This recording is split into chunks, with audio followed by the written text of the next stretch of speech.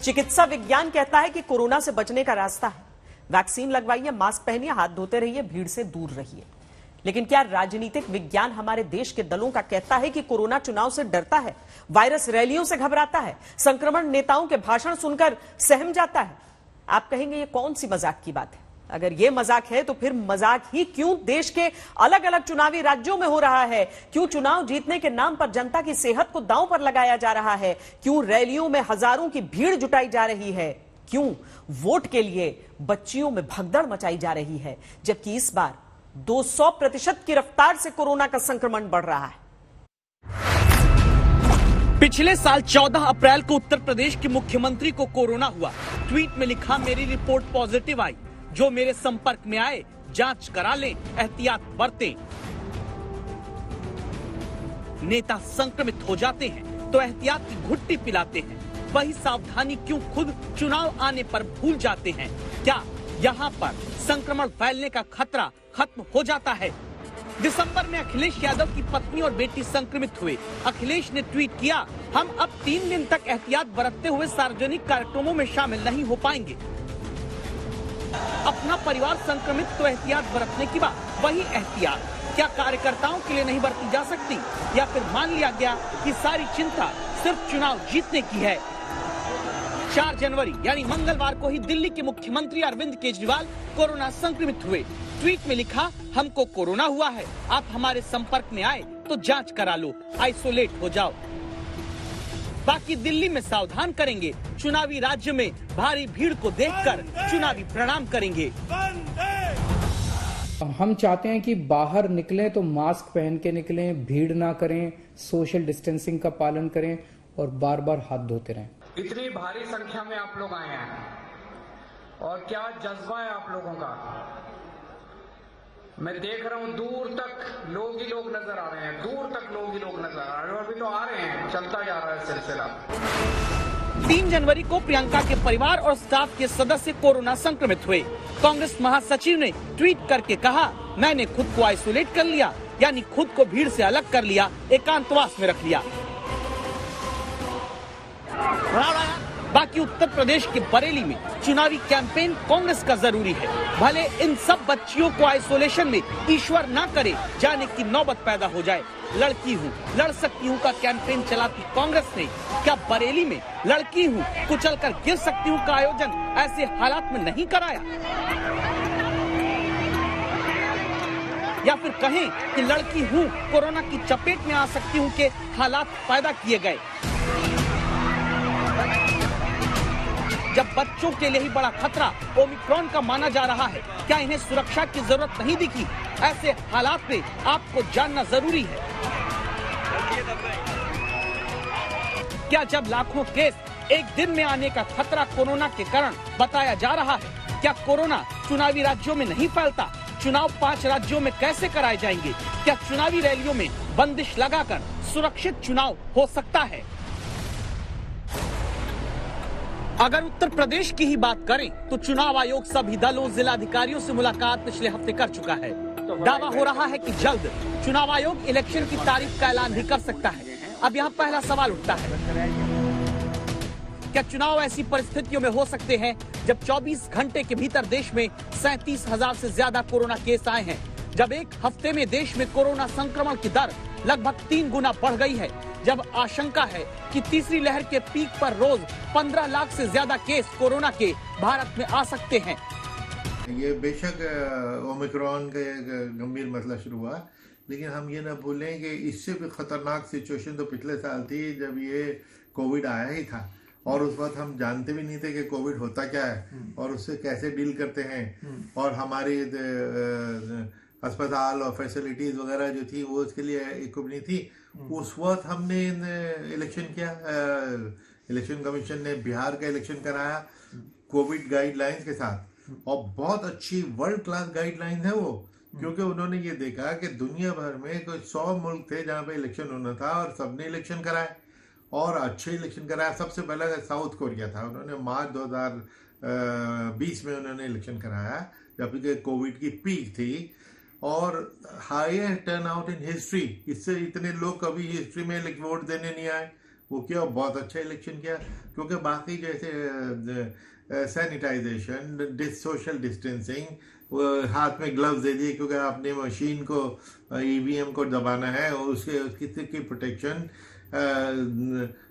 Polling station का size छोटा कर दिया, 1500 के बजाय 1000 का कर दिया ताकि भीड़ कम हो जाए, पोलिंग टाइम 1 घंटा बढ़ा दिया ताकि भीड़ डिस्पर्स हो जाए, फैल जाए।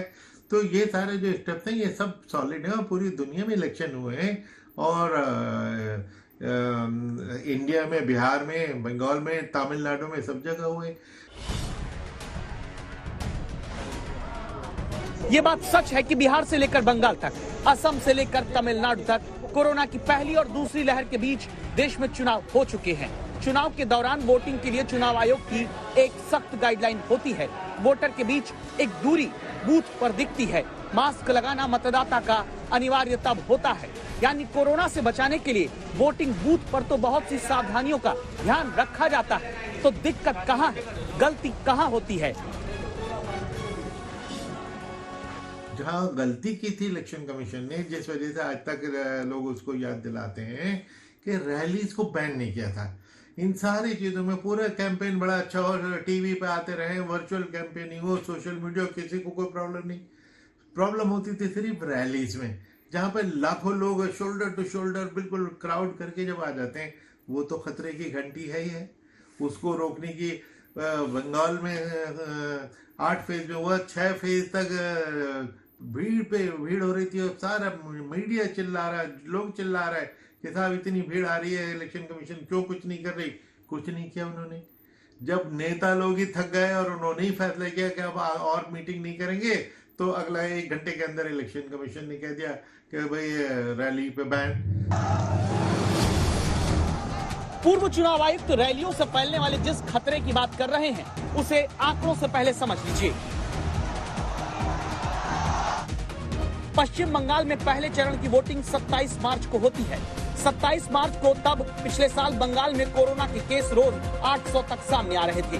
22 अप्रैल को छठे चरण की वोटिंग के बाद जाकर रैली और रोड शो पर रोक लगाई गई, लेकिन तब तक बंगाल में कोरोना के केस रोज 17,000 के पार आने लगे थे। यानी रैली और रोड शो के बीच भी पश्चिम बंगाल में कोरोना काफी बढ़ा। इसीलिए खतरा अभी के चुनावी राज्यों में रैलियों और रोड शो से ही माना जा रहा है, जहां राजनेता खुद तो लकीर खींचना नहीं चाहते। चुनाव आयोग ने अब तक तारीखों का ऐलान नहीं किया, तो अब तक वो खुद ये कहकर बच सकता है कि अभी हमारा रोल शुरू नहीं हुआ। ऐसे में याद करिए, 27 अप्रैल को मद्रास हाईकोर्ट की टिप्पणी पिछले साल की, जिसमें कहा था कि भारत का चुनाव आयोग देश में कोरोना वायरस की दूसरी लहर के लिए जिम्मेदार है। इसके अधिकारियों पर कोविड-19 के मानकों का पालन किए बिना राजनीतिक दलों को बड़े पैमाने पर रैलियों की अनुमति देने के लिए संभवतः हत्या का मुकदमा चलाया जाना चाहिए। अभी चुनाव आचार संहिता लागू नहीं, तो चुनाव आयोग तो हमसे किसी ने कहा ही नहीं वाला डायलॉग मार सकता है। लेकिन देखिए इन तस्वीरों को, उत्तर प्रदेश के बरेली में बच्चों के बिखरे हुए जूते और चप्पल बताते हैं कितने जिम्मेदार हैं हमारे राजनीतिक दल और इनके नेता। जब देश में कई गुना ज्यादा रफ्तार से कोरोना फैल रहा, जब देश में हजारों केस कोरोना के आने लगे, जब दावा है लाखों केस कोरोना के आने वाले हैं रोज, तब यूपी के बरेली में कांग्रेस ने लड़की हूँ लड़ सकती हूँ वाले अपने कैंपेन के तहत ऐसी मैराथन कराई, जहां मास्क के बिना दौड़ती बच्चियों में भगदड़ मच गई। अरे बाप रे बाप। ये भगदड़ या आपाधापी क्या निमंत्रण है वोट की कीमत पर कोरोना फैलाने का, जिसके बचाव में एक शर्मनाक बयान आता है। तीर्थ यात्रा के लिए लोग वैष्णो देवी गए थे, वहाँ क्या हुआ, उसको आप क्या कहेंगे? ये इंसानी फितरत होती है कि हम आगे बढ़ जाएं, पहले हम आगे बढ़ें। यहाँ तो छोटी बच्चियाँ हैं, अभी स्कूल में पढ़ी रही हैं, तो थोड़ा बहुत भागदौड़ हो गई। थोड़ा बहुत भागदौड़ बताकर बचने की ये बेहद कमजोर कोशिश बरेली में कांग्रेस नेता ने की। इनकी संवेदनशीलता कितनी रही, इस बात से अंदाजा लगाइए कि जब एम्बुलेंस से बच्चियों को बरेली में अस्पताल भेजा जाता दिखा, तब भी कार्यक्रम आयोजित होता रहा। अब आप लोग चाहते हैं कि आपका जो फर्स्ट प्राइज का विनर है, जिन्होंने मैराथन में टॉप किया है। दरअसल हर कोई चुनाव की मैराथन में टॉप पर आकर सत्ता का मेडल हासिल करना चाहता है। नतीजा, नेता खुद संक्रमित हुए तो ट्वीट कर देंगे कि भैया हमारे संपर्क में आए हो तो आइसोलेट हो जाओ, जांच करा लो। लेकिन एक दल और एक नेता के भीतर ये नेतृत्व क्षमता नहीं कि वो आगे आकर खुद ऐसी रैलियों के खिलाफ आवाज उठाए, जो खुद ऐसी रैलियों से अपने आप को, अपने दल को आइसोलेट करे। क्योंकि चुनावी राजनीति में हार के संक्रमण के बाद विपक्ष के आइसोलेशन में कोई नहीं जाना चाहता, भले जनता की सुरक्षा दांव पर लग जाए। आज तक ब्यूरो। बेरोजगारी भी एक वायरस है। जैसे वायरस कभी खत्म नहीं होता, बेरोजगारी खत्म नहीं होती। जैसे वायरस के कारण कोरोना की बार बार अलग अलग लहर आती है, कुनीतियों के वायरस के कारण बेरोजगारी की भी अलग अलग लहर आती है। पहली बड़ी खबर जान लीजिए, कोरोना की तीसरी लहर के बीच देश में बेरोजगारी फिर बढ़ने लगी। Centre for monitoring Indian economy के आंकड़े बताते हैं कि दिसंबर में देश में बेरोजगारी दर बढ़कर 7.9% हो गई। तीसरी बड़ी खबर यह है कि शहरों में बेरोजगारी दर बढ़कर 9% के पार तक पहुंच गई। बेरोजगारी में नंबर 1 राज्य है हरियाणा, जहां भर्ती एग्जाम ईमानदारी से जितने होते नहीं, उससे ज्यादा भ्रष्टाचार में फंस जाते हैं। बेरोजगारी में ऑल इंडिया रैंकिंग में नंबर 2 राजस्थान है। मध्य प्रदेश में बेरोजगारी दर के आंकड़े देख सरकार खुश है, अपनी पीठ थपथपाती है, लेकिन फिर शिवपुरी, उज्जैन, ग्वालियर से आई तस्वीरें सवाल उठाती हैं। अगर BA, MA, BEd, BTech, MBA pass नौजवान को चपरासी, स्वीपर, माली की नौकरी के लिए लाइन में लगना पड़े, तो क्या वाकई पीठ थपथपाने वाला काम मध्य प्रदेश में हुआ है? हमारा मध्य प्रदेश जो रैंकिंग आई है, उन राज्यों में बेरोजगारी में हमारे यहाँ सबसे कम है। रोजगार के अवसर हमारे यहाँ सर्वाधिक उपलब्ध हुए, जबकि कोरोना काल था। इस कोरोना काल में भी हर क्षेत्र में रोजगार की अवसर, देश की जो रैंकिंग आई उसमें मध्य प्रदेश अव्वल रहा है। अगर मंत्री जी सच बोल रहे हैं तो फिर ये लोग क्या झूठ बोलते हैं? मैं बीए से ग्रेजुएशन हूँ और मैंने जलवाहा की पोस्ट के लिए डाला था। मेरा ग्रेजुएशन कंप्लीट है और मैं भ्रत चौकीदार प्यून के पद के लिए मैं आया था। मेरा एजुकेशन है, बीएससी रनिंग चल रहा है और मैं चपरासी के पद के लिए आया हूँ। मेरा बीए कंप्लीट है, बीएससी कंप्लीट है, स्टेनोग्राफी कंप्लीट है, एमबीए रनिंग चल रहा है और मैं एक चपरासी के पद के लिए यहाँ इंटरव्यू देने आया हूँ। तो फिर कैसे मान लें कि मध्य प्रदेश रोजगार देने में गजब किए डाल रहा है? जहां उज्जैन में अदालत के बाहर ड्राइवर चपरासी बनने के लिए लगी लाइन में 8वीं या 10वीं पास किए युवाओं को होना चाहिए, वहां हाथ में फाइल, दिमाग में रोजगार पाने की तरकीब, दिल में बेरोजगारी का ठप्पा हटने की हसरत लिए बीए, एमए, बीएड, बीटेक वाले खड़े हैं। क्यों ना कहें कि ये सभी लोग भी संक्रमित हैं? किसी कोरोना वायरस से नहीं, बेरोजगारी के वायरस से संक्रमित नौजवान, जिनके पास डिग्रियां हैं, लेकिन इनकी डिग्री मुताबिक नौकरी देने वाली सरकारी व्यवस्था नहीं। मेरा बीए कंप्लीट है, बीएससी कंप्लीट है, स्टेनोग्राफी कंप्लीट है, एमबीए रनिंग चल रहा है और मैं एक चपरासी के पद के लिए यहाँ इंटरव्यू देने आया हूँ। सरकार से बस रोजगार ही चाहते हैं, इतनी क्वालिफिकेशन तो कर ली, बट कम से कम रोजगार तो मिलना चाहिए ना। उज्जैन में 25 पोस्ट निकली, 3 ड्राइवर, 22 चपरासी की। 9,500 लोग इंटरव्यू देने आए, ज्यादातर ग्रेजुएट, पोस्ट ग्रेजुएट और कुछ एमबीए पास। शिवपुरी में भी यही हालत है। 8वीं पास योग्यता वाले चपरासी पद की 13 वैकेंसी है। 3,000 से ज्यादा लोग आकर खड़े हैं, वो भी steno, ITI, PGDCA, BA, BSc, MA की डिग्री हाथ में लेकर। ITI, BSc. अच्छा, ग्रेजुएट हैं आप? हाँ। और ये काय की भर्ती देने आए आप? चपरासी की। तो क्या पास मांगा है इसमें? 8वीं पास मांगा है। आपका सवाल होगा कि अरे दूसरी नौकरी कर लें, तो सुनिए इसी लाइन में खड़े ग्रेजुएट शिवम को, जो चपरासी भी बन जाए इस मुराद के साथ आए। लेकिन क्यों? बेरोजगारी इतनी ना होती तो इतना भीड़ लगती ही ना, है ना। समय समय पे यदि व्यापम कैलेंडर जारी करता रहता अपना और समय समय पर सब कुछ होता रहता टाइम से, तो इतना कुछ नहीं होता। वजह यही है, समय पर सब कुछ होता कहाँ है। जैसे 2017 में एमपी में सब इंस्पेक्टर की भर्ती निकली, उसके बाद कुछ नहीं हुआ। एमपी पीएससी की 571 पदों की परीक्षा जो 2019 में होनी थी, वो दिसंबर 2021 में रिजल्ट के बाद अब तक पूरी नहीं हो पाई। एमपी पीएससी प्रिलिमिनरी की 260 पदों के लिए साल 2020 की परीक्षा जुलाई 2021 में हुई, लेकिन रिजल्ट अब तक नहीं आया। 2017 के बाद मध्य प्रदेश में कांस्टेबल भर्ती नहीं हुई। समय से सरकारी भर्तियां पूरी नहीं होती तो खाली पदों का नुकसान आम आदमी सरकारी दफ्तरों में उठाता है। उन्हीं भर्तियों के लिए कोचिंग करने वाले नौजवान हताश होते हैं। पढ़ने की भी एक उम्र होती है, सामाजिक दबाव जिसे सोशल प्रेशर कहते हैं, घर का दबाव। सर, इतना दबाव एक अभ्यर्थी अगर झेलेगा इतनी इरेगुलर एग्जाम पैटर्न की वजह से, तो सर वो जीवन में आगे क्या करेगा? सर, वो हमारा मध्य प्रदेश। अब सरकार मध्य प्रदेश की कहती है नौकरी नहीं तो क्या, वो रोजगार दिलाएंगे। रोजगार के लिए कर्ज बांटेंगे। युवा दिवस जिनकी याद में देश मनाता है, उन स्वामी विवेकानंद की जयंती पर 3 लाख लोगों को कर्ज दिया जाएगा। रोजगार दिलाने वाला मेला सरकार लगाएगी।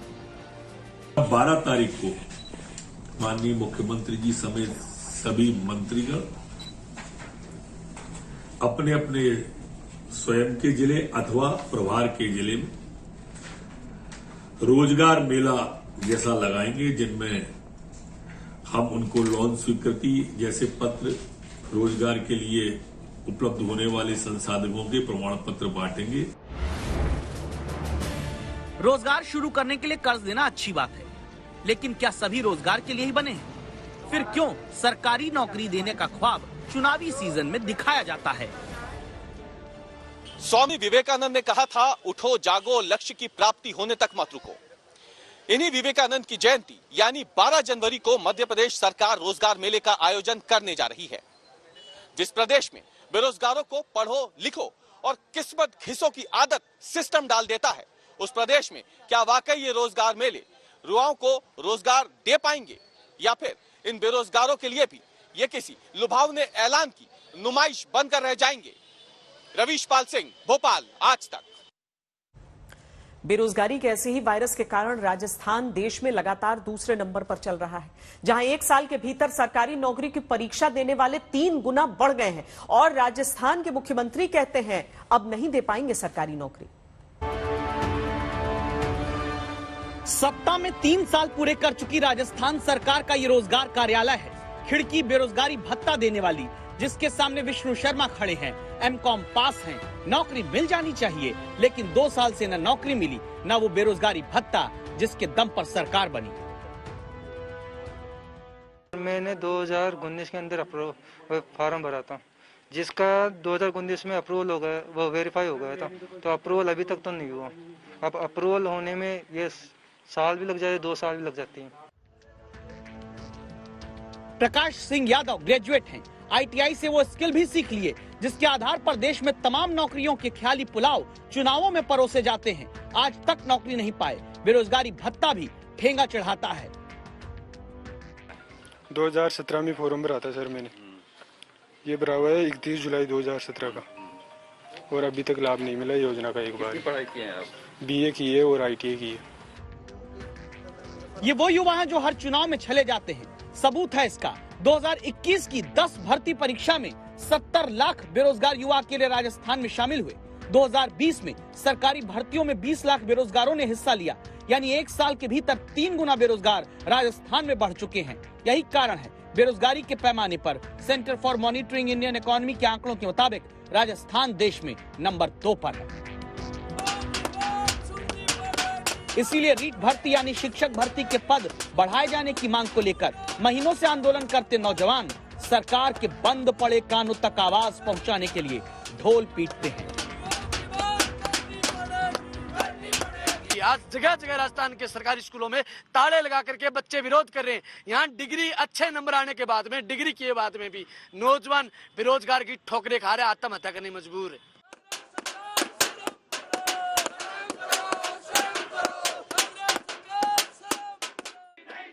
राजस्थान बेरोजगारी में पिछले 1 साल से लगातार दूसरे नंबर पर देश में बना हुआ है। सरकार कोई भी हो, बेरोजगारी की समस्या का निदान हो नहीं सका है। हर सरकार वादे करती है, जो विपक्ष में रहते हैं वो इनके साथ होते हैं, जैसे वो सत्ता में आ जाते हैं बेरोजगारों को भुला दिया जाता है। लगातार पिछले 3 साल से प्रदर्शन बेरोजगार कर रहे हैं, मगर अभी तक सारे खाली पद नहीं भरे गए हैं। और अब सरकार कह रही है कि हम सारे बेरोजगारों को नौकरी दे नहीं सकते। रोजगार जो है वो नौकरी सरकारी नहीं मिल सकती सबको। 1 लाख नौकरी दी अभी उन्हें, इंडिया के पैसे चल रहा है, एक सीमा होगी उसकी। तो प्राइवेट सेक्टर में जितना हम लोग डेवलप करेंगे उतनी ज्यादा आने की संभावना है। चुनाव में हर साल सरकारी नौकरी देने का वादा करके 3 साल बेमिसाल बताकर सरकारी नौकरी देने से पल्ला अब झाड़ा जा रहा है। वैसे बेरोजगारी भत्ता भी देने का वादा ही हुआ था। 14 लाख की जगह 2 लाख युवा को दे पाते हैं, जिसके कारण बेरोजगारों के पास फिलहाल सिवाय सरकार के खिलाफ आंदोलन करने के कोई काम या कोई चारा नहीं छोड़ा गया। शरद कुमार, जयपुर, आज तक। इस समय सबके मन का सबसे बड़ा सवाल, क्या एक बार फिर लॉकडाउन की तरफ बढ़ रहा है देश?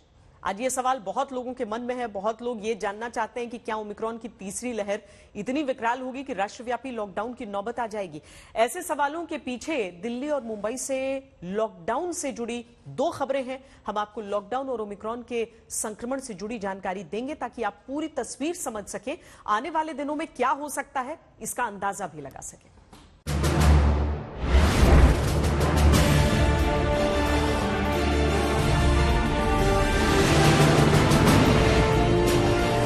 दिल्ली में मिनी लॉकडाउन की वापसी।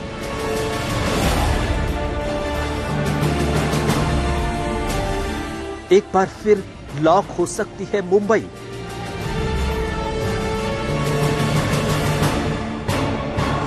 लॉकडाउन से कितना दूर खड़ा है देश?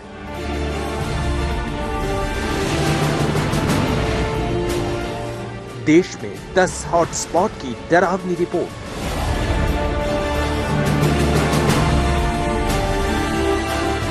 चपेट में नेता, फिर रैलियों में पाबंदी कम।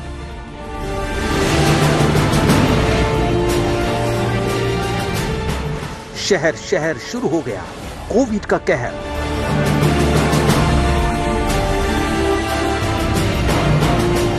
ओमिक्रॉन वाला आपातकाल।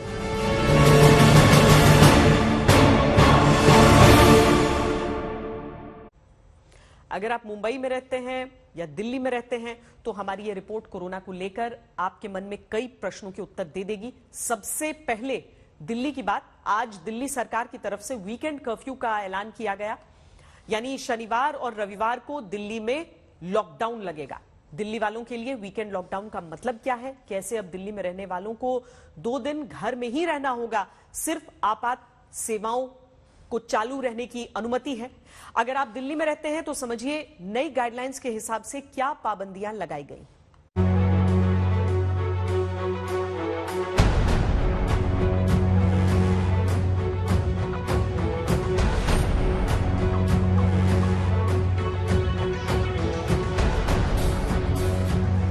आज 4 जनवरी है, लेकिन आप दिल्ली में रहते हैं तो 3 दिन बाद यानी 8 जनवरी और 9 जनवरी को राजधानी में रहने वालों को घरों के अंदर ही रहना होगा। ओमिक्रॉन के संक्रमण को देखते हुए दिल्ली सरकार ने वीकेंड कर्फ्यू का ऐलान कर दिया है। इसका सीधा मतलब ये कि ओमिक्रॉन ने दिल्ली वालों की जिंदगी को 2 दिन के लिए घरों के अंदर लॉक कर दिया है। जो लोग दिल्ली में रहते हैं उन सभी लोगों को वीकेंड कर्फ्यू का पालन करना होगा। शनिवार और रविवार को दिल्ली वालों को आपातकाल की स्थिति में ही घर के बाहर जाने की इजाजत होगी। दिल्ली वालों पर दूसरी लहर के समाप्त होने के बाद अभी तक ऐसी कोई पाबंदी नहीं थी। अब 48 घंटों के लिए दिल्ली वाले अपनी मर्जी से घर से बाहर नहीं जा सकेंगे। घबराए नहीं, घबराने की जरूरत नहीं है। मास्क को एक हथियार बनाए, साथ साथ बहुत जरूरी हो तभी घर से बाहर निकलें, और जब निकलें तो अगर मेट्रो या ट्रेन से बस से जा रहे हैं तो उसमें भी ध्यान रखें कि मास्क लगा के चलेंगे। लेकिन सैटरडे संडे पूरी तरह से कर्फ्यू रहेगा। ये फैसला क्यों किया गया और वीकेंड कर्फ्यू में क्या बंद रहेगा, क्या खुलेगा, ये आपको बताएंगे। उससे पहले दिल्ली में कोरोना के बढ़ते मामलों को लेकर जरूरी जानकारी देते हैं। दिल्ली में बीते 24 घंटों में करीब 5481 नए मामले हैं। अगर 3 जनवरी के आंकड़ों को देखें तो 4099 नए केस आए थे। वहीं 1 जनवरी को 4100 नए केस सामने आए, यानी लगातार केस बढ़ रहे हैं। चौंकाने वाली बात यह है कि इस वक्त दिल्ली में करीब 11000 एक्टिव केस हैं। 350 मरीज अस्पताल में भर्ती हैं। हॉस्पिटल में भर्ती 350 मरीजों में 124 संक्रमितों को ऑक्सीजन की जरूरत पड़ रही है, जबकि 7 वेंटिलेटर पर हैं। अगर ऑक्सीजन पे देखें तो 124 लोग हैं कुल मिला के, और वेंटिलेटर पे देखें तो 7 लोग हैं।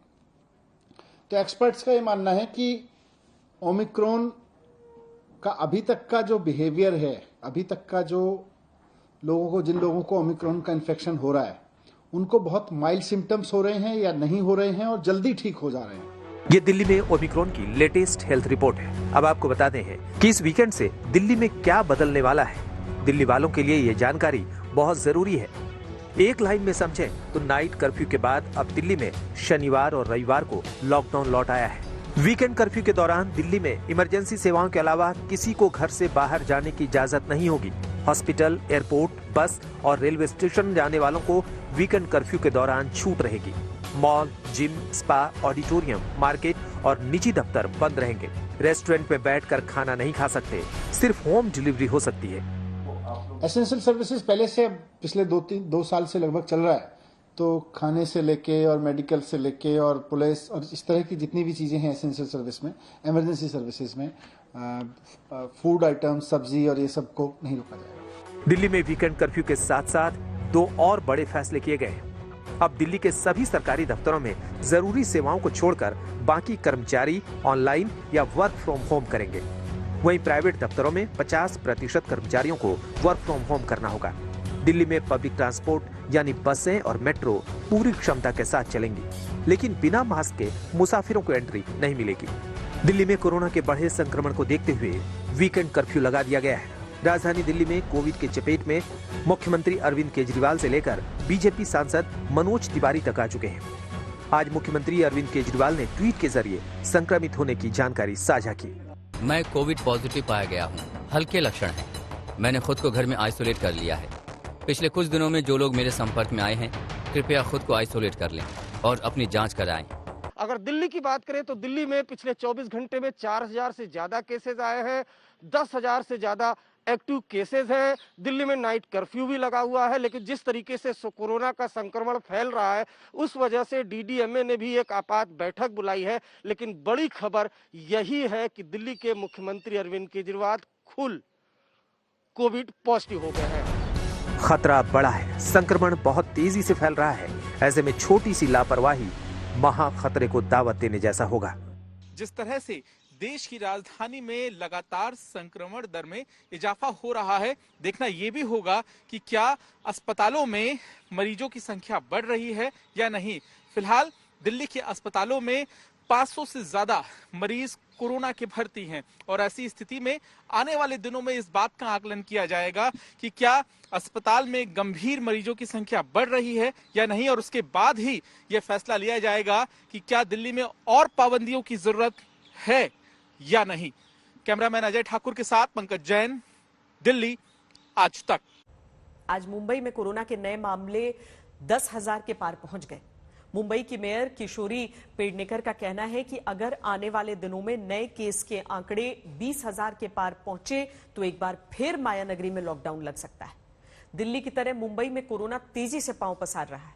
इसी बीच कोरोना का हॉटस्पॉट माना जा रहा कॉर्डेलिया क्रूज शिप भी गोवा से मुंबई पहुंच चुका है।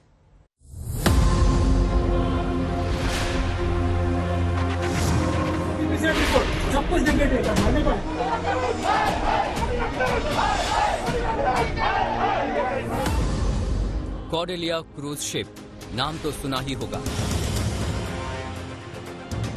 जी हां, ये वही क्रूज है जिस पर समीर वानखेड़े की टीम ने बीते अक्टूबर में रेड किया था और दावा किया था कि यहाँ ड्रग्स पार्टी चल रही है।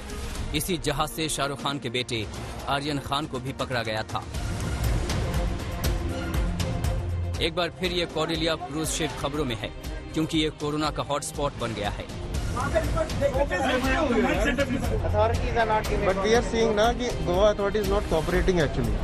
जहाज के अंदर ये अफरा तफरी उस समय मची जब यात्रियों को पता चला कि शिप पर 66 लोगों को कोरोना पॉजिटिव पाया गया है।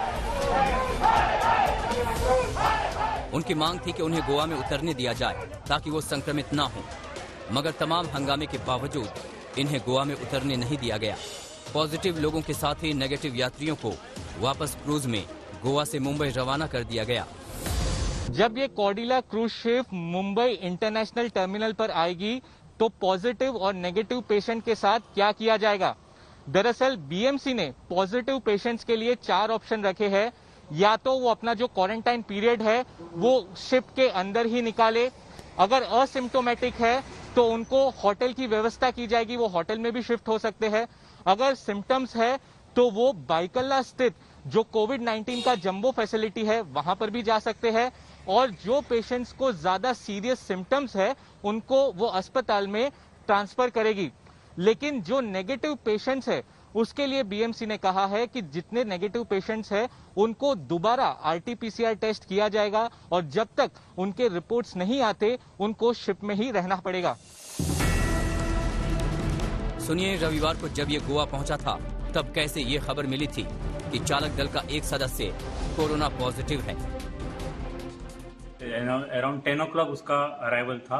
अराउंड 9 o'clock हमको इन्फॉर्मेशन मिल गया शिप के डॉक्टर से कि एक क्रू पॉजिटिव एंटीजन टेस्ट में मिला है। शहर शहर कोविड का कहर शुरू हो चुका है। ऐसे में अब उन हॉटस्पॉट्स पर नजर डालते हैं जहां पर खास ध्यान और नियंत्रण की आवश्यकता है।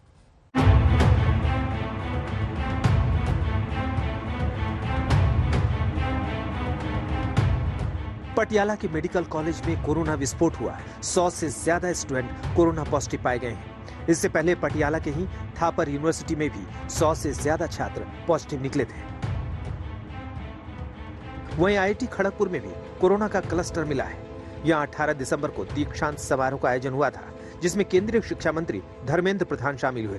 इस दीक्षांत समारोह के लिए करीब 1.5 साल बाद छात्रों को कैंपस में बुलाया गया था। 27 दिसंबर तक कैंपस में 2000 छात्र आ चुके थे। कैंपस खुलने के 4 दिन के अंदर 31 छात्र पॉजिटिव निकले। नए आंकड़ों के मुताबिक छात्र और रिसर्चर को मिलाकर अब तक 60 लोगों की रिपोर्ट पॉजिटिव आ चुकी है। नए साल का जश्न मनाने ऋषिकेश आए 28 सैलानी कोरोना पॉजिटिव मिले हैं। ये सैलानी देश के अलग अलग राज्यों से आए थे। अब स्वास्थ्य विभाग पर्यटकों की ट्रैवल हिस्ट्री ढूंढने में जुट गई है।